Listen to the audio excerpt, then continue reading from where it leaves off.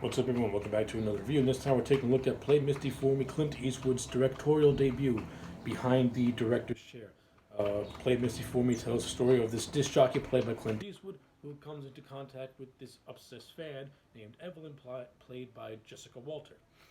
Okay, so I'm gonna make this a very speedy review. Overall, I thought Play with Misty for Me is a very well done psychological thriller movie.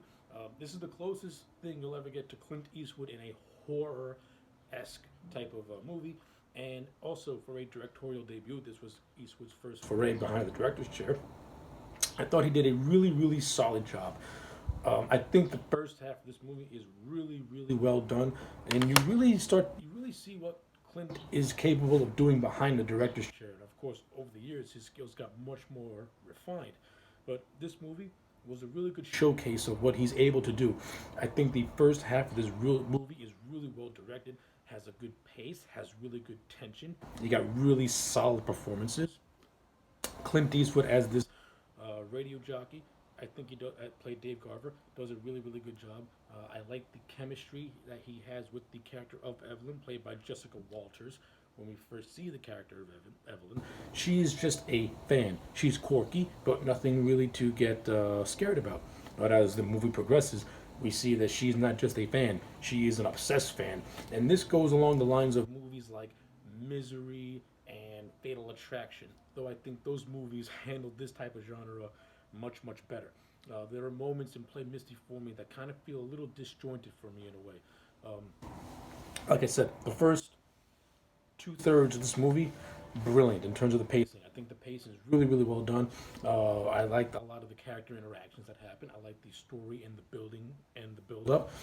And this movie eventually builds up to when the character of Evelyn commits her first heinous act against Dave Garver, and that's when she attacks Dave's housekeeper Bertie inside Dave's apartment house after she completely trashes it.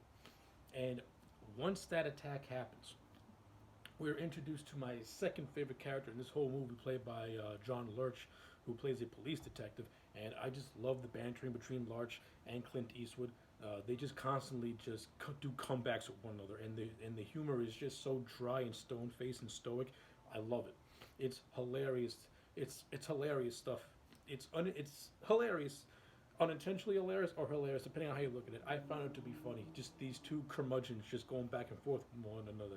Now, of course, Clint Eastwood, this movie is a very young man, but the man is so stoic 24/7. He even in his late 30s, early 40s, he still looks like he's an 85-year-old grouchy old man. It's great, and he's playing off another actor who is just quipping right back at him with that grumpy old man type of humor.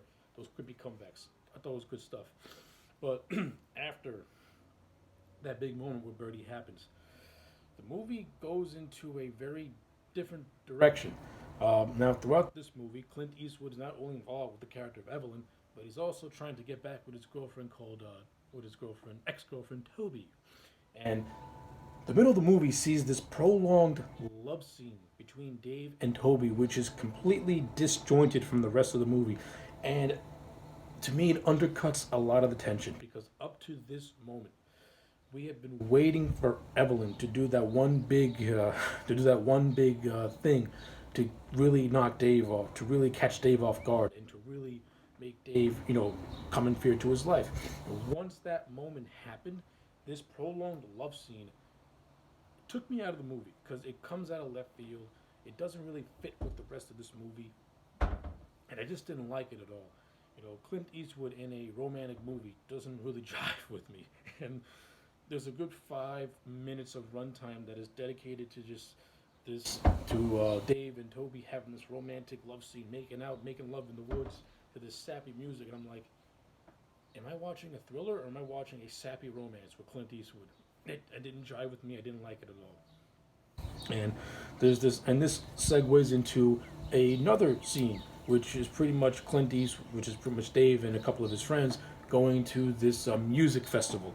And once again, it's another 5 minutes of runtime being eaten up because nothing really of note happens in any of these two scenes.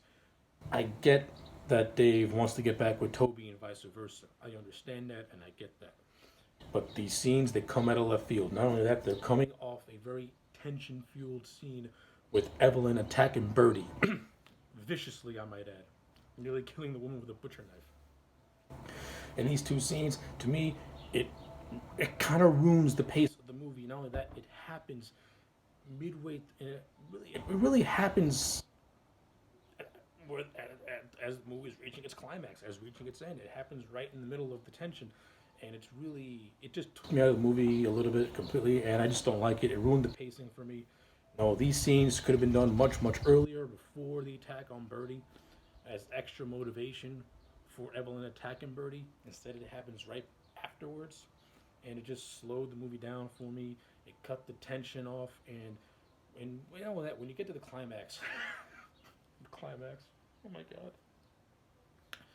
I understand this movie was made in the 1970s, so yes, it does have a hokiness when you look at it now.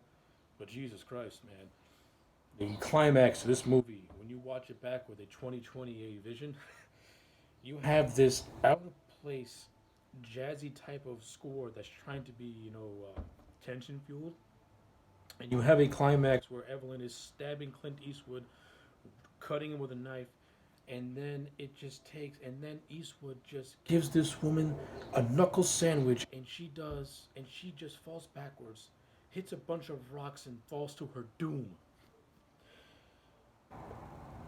It's hokey. The ending for me is really just lame. It comes across really, really flat. Maybe it's because I just don't buy someone like Clint Eastwood playing a victim. Clint Eastwood is too stoic to be played a victim. If the roles were reversed and Eastwood's character was the stalker and Evelyn was the victim, I could buy that more.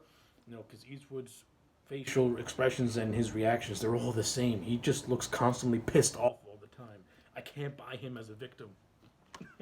And when the ending comes and he just punches this woman right in the face and she does this over dramatic, overblown, just over the top theatrical just death. It was hokey, it's ridiculous, and I didn't really care for it because it's just like, really, that's how we're gonna end this. That's it. She just gets punched in the face like East was fighting Evander Holyfield. So yeah, like, Play Misty for me has a lot of good things in it, but when you look back at it now, it's got a lot of hokey things in it. But do I recommend it? Yeah, it's not bad. It's good. It's not horrible. I mean, movies like Misery and Fatal Attraction are much better in the stalker genre of film. But Play Misty for me, for what it is, I enjoyed it. It's well made, at least, which is why I'm going to give it a solid 7 out of 10. It's not horrible, but it does have a lot of flaws. Anyway, those are my thoughts on Play Misty for me. Let me know yours in the comment sections down below. Like the video and subscribe, and I'll check you back next time for more.